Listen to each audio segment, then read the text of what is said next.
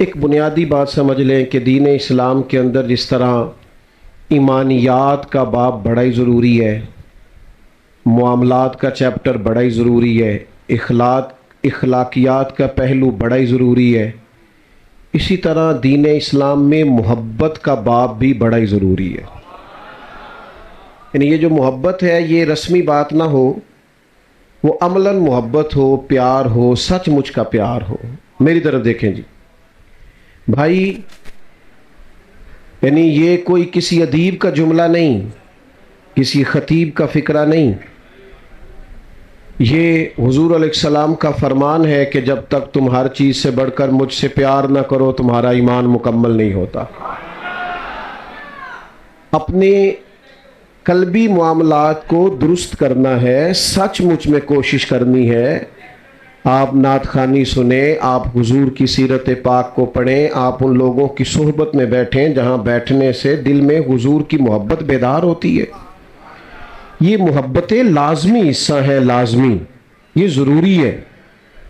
اور پھر اسی طرح حضور کے تمام صحابہ کی محبت انسان کے دل میں ہونی چاہیے۔ یہاں تو وہ آدمی بڑا ناز اٹھاتا ہے جو کہتا ہے میں فلاں محدث کی خدمت میں حاضر رہا ہوں، تو وہ کتنا ناز کریں گے جن کو خود رسول پاک کی نسبت اور صحبت حاصل ہے۔ صحابہ کرام علیہم رضوان نے کچھ نذرانہ حضور کی بارگاہ میں پیش کرنا چاہا تو اللہ تعالیٰ نے قرآن مجید نازل فرمایا، قُلْ لَا أَسْأَلُكُمْ عَلَيْهِ أَجْرًا إِلَّا الْمَوَدَّةَ فِي الْقُرْبَى۔ اے محبوب علیہ السلام، آپ ان سے فرما دیں کہ میں تبلیغ دین پر تم سے کوئی اجر نہیں مانگتا، بس میرے قریبیوں سے محبت کرتے رہنا۔ حضور کی ازواج پاک سے، چاروں شہزادیوں سے، حسنین کریمین سے انسان وارفتگی کے ساتھ، شوق کے ساتھ، خالص ہو کر پیار کرے۔ صرف وہ پیار محفلوں کا، جلسوں کا اور داد لینے کا اور امداد لینے کا ذریعہ نہ ہو، بلکہ وہ اپنے آپ سے پوچھے کہ تنہائی میں اس کی کیفیت کیا ہے، اسے حضور کی اولاد پاک سے کامل پیار ہے۔ اپنے آپ سے سوال۔ ہمارے ہاں یہ ہوتا ہے کہ بہت ساری چیزیں مخصوص طبقات میں چلی جاتی ہیں۔ امید ہے آپ ناراض نہیں ہوں گے، جس طرح ربیع الاول میں الا ماشاء اللہ بعض لوگوں کا سیزن نہیں شروع ہوتا، اسی طرح سیزن لگتے ہیں محرم میں۔ وہ خدا کے بندو، یہ محبت و ایمانیات کا باب ہے۔ تمہیں کوئی نہ بھی بلائے، نہ بھی دعوت دے، نہ بھی کوئی اہتمام کرے، تو حضور کی اولاد اور اصحاب کا پیار تو ایمان ہے۔ اور کچھ چیزیں ایسی ہوتی ہیں جن میں جذبات ہونے چاہیے بندے کے، اس کے اندر اس کی قلبی واردات شامل ہونی چاہیے۔ جملوں کے تراشے نہ ڈھونڈتا پھرے وہ، اور جلسوں میں لوگوں کی کثرت اور قلت پر گفتگو نہ کرتا پھرے، اور صرف موبائل کے سٹیٹس لگانے تک وہ محدود نہ رہے۔ قلبی کیفیت ہونی چاہیے۔ یعنی نبی کریم علیہ السلام نے جب حسنین کریمین کی محبت کو بیان کیا ہے تو سرکار کا وہ بیان کرنا ہی اتنا زیادہ درد اور سوز کا باعث ہے، اتنا زیادہ وہ خوبصورتی والا ہے۔ آپ ذرا دیکھیے، ہم روز نہیں اپنی اولاد کے لیے دعا کرتے، اگرچہ روز بھی کرنی چاہیے، لیکن کبھی کبھی ایسا وقت آتا ہے کہ والد والدہ بالخصوص مصلی بچھاتے ہیں۔ اللہ بچوں پر مہربانی فرما۔ نبی کریم علیہ السلام نے بھی اپنے شہزادوں کے لیے دعا فرمائی، اور بندہ روز دعائیں کرتا ہے، اور ہمارے ہاں تو رٹی رٹائی دعائیں بھی چلتی ہیں، روز لوگ دعا کرتے ہیں، لیکن اولاد سے رشتہ اس طرح کا ہوتا ہے کہ انسان دعا کرتا ہے تو اس کے جذبات اس کے قابو میں نہیں رہتے۔ لوگ تو بچوں کے لیے دعا کا پیغام دیتے ہوئے رو پڑتے ہیں، میرے بچے کے لیے دعا کرنا۔ کبھی غور تو کرو، توجہ تو کرو میرے بھائی اس بات پر کہ محبوب نے حسنین کریمین کو سامنے کھڑا کیا،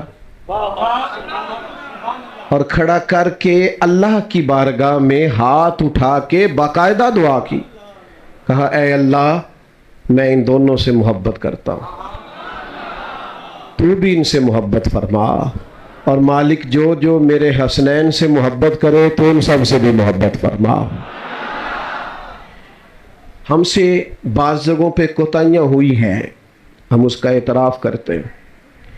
ہم نے کچھ ایسی چیزیں بھی غیر ذمہ دار لوگوں کے ہاتھ میں دے دی جنہوں نے غیر ذمہ داری کا مظاہرہ کیا. اسٹیج ذمہ دار لوگوں کا تھا، چلا غیر ذمہ دار لوگوں کے پاس گیا. نتیجہ اس کا یہ نکلا کہ قوم بیچاری ایسی چیزوں میں الجھ گئی جو بالکل ان کے بس کی بات نہ تھی. ہم جو عوام ہیں، ہمارے ذمہ بحث کرنا نہیں، ہمارے ذمہ تو غلامی کرنا ہے، ہمارے ذمہ تو پیار کرنا ہے.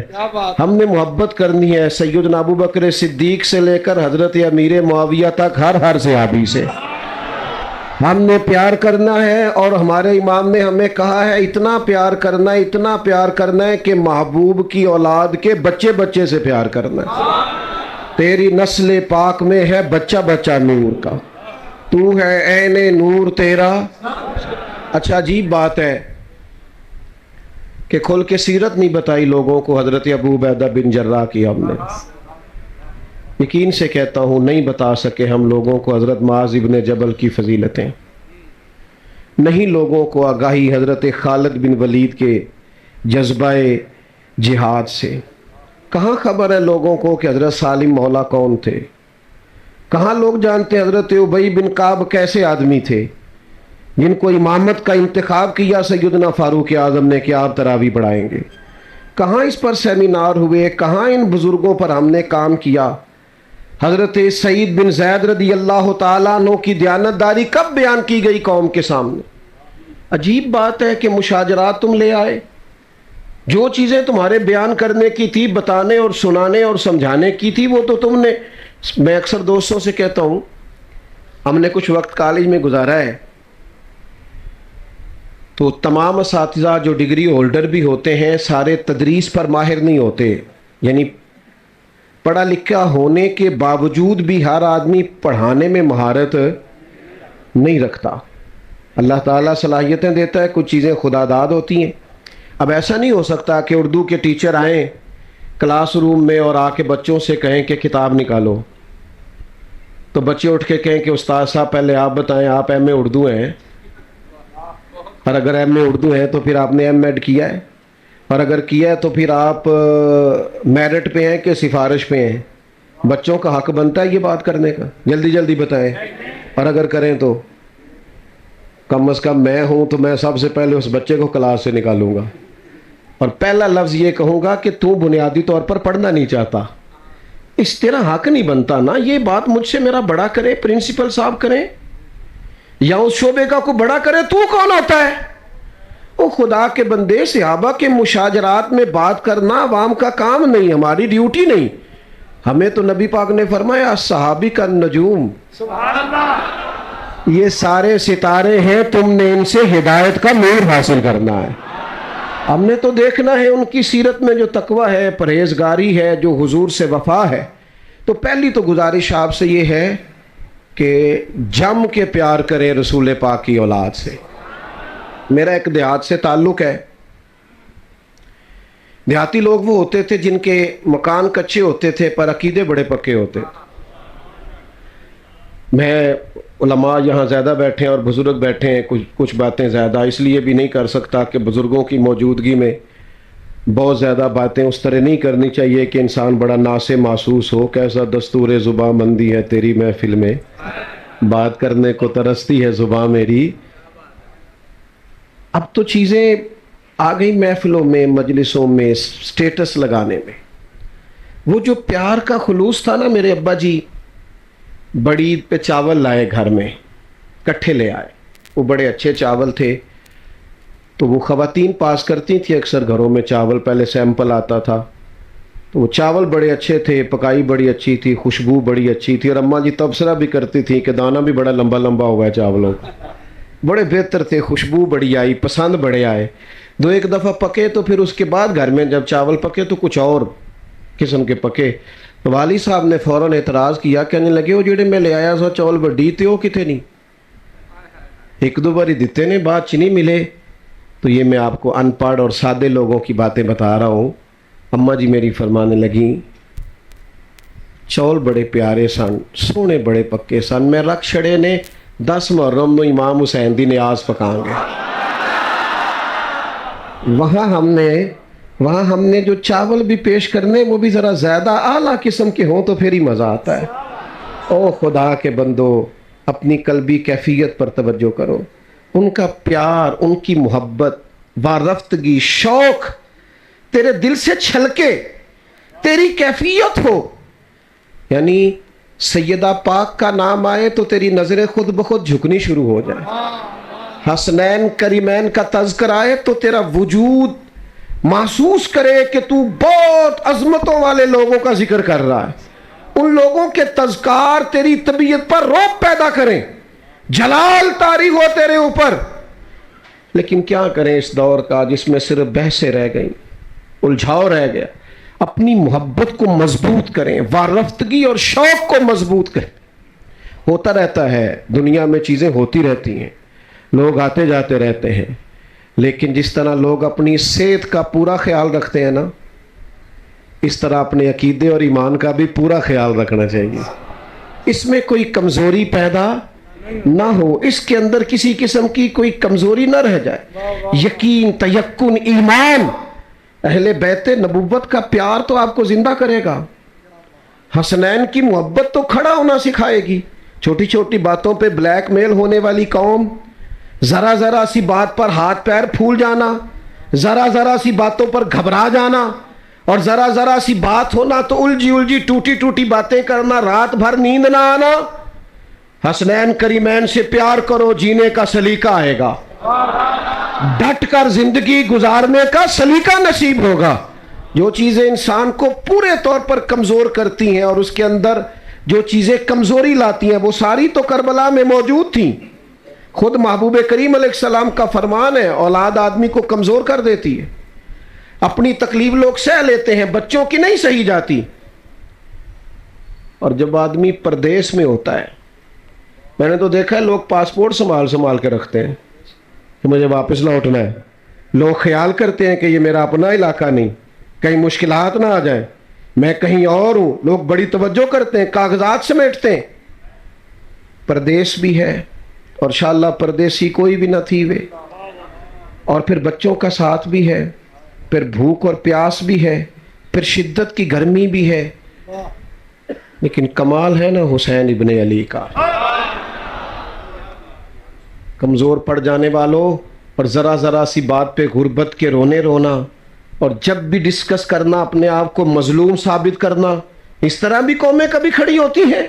حضرت سیدنا امام علی مقام اتنے سارے لوگوں کی شہادتوں کے بعد بھی جب میدان میں نکلے تو پوری ساج دھج سے، یعنی امامہ باندھ کے، یعنی لباس زیب تن کر کے، یعنی تلوار تھام کے، اور جب وہ گھوڑے پہ آئے ہیں تو ان کا باغپن اسی عروج پہ تھا جو رنگ میدانوں میں رسول پاک نے اپنے صحابہ کو سکھایا تھا۔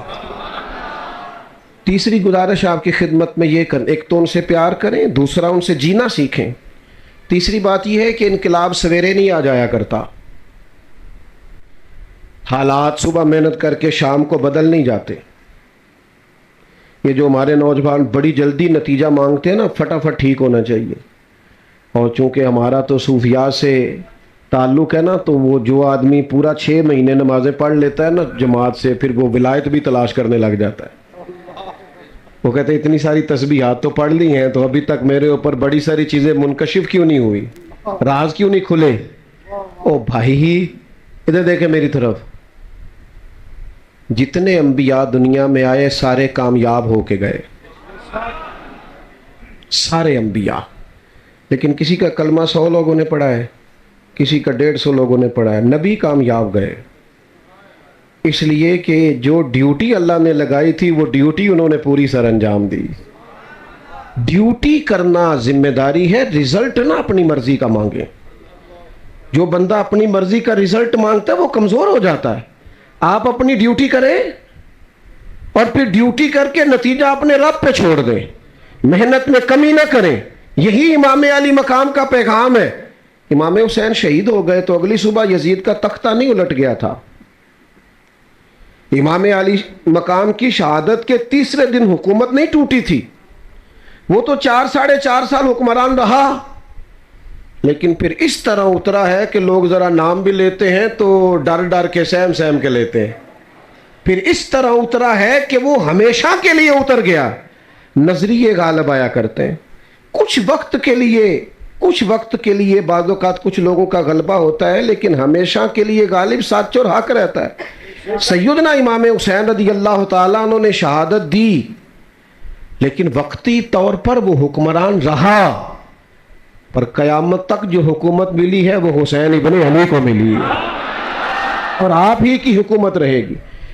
لوگ کئی دفعہ سوال پوچھتے ہیں، اتنی مسجدیں ہیں جی ملک میں، اتنے لوگ تبلیغ کرنے والے ہیں جی، اتنے لوگ ہیں جی، اتنا کام ہو رہا ہے، اتنی مساجد ہیں، اتنے مدرسے ہیں، انقلاب کیوں نہیں آ رہا؟ تو میں کہا کرتا ہوں آپ نے گن کے بتایا نا ماشاءاللہ کافی ہیں، تو یہ بھی تو انقلاب ہی ہے نا. یہ اتنے لوگ آپ کو نظر آتے ہیں. مجھ سے ایک دفعہ ایک صاحب نے پوچھ لیا کہ علماء جو محنت کر رہے ہیں اس کا نتیجہ کیا ہے؟ میں نے کہا آپ کی تو کئی ساری سرکاری اسامیاں خالی ہیں، اور ہمارا حال یہ ہے کہ رمضان میں ہو سکتا ہے کسی حافظ کو قرآن سنانے کے لیے مسجد نہ ملے، یہ نہیں ہو سکتا کسی مسجد کو حافظ نہ ملے. کام تو ہو رہا ہے، دین کام تو ہو رہا ہے. میرے عزیز کمزور نہیں پڑے، نتیجہ اللہ پہ چھوڑے. چوتھی بات سنیں، جو اہل فضل ہوتے ہیں نا، ان کا فضل، ان کی عزتیں یہ اللہ تعالیٰ کے فیصلہ کرم پر مبنی ہوتی ہیں.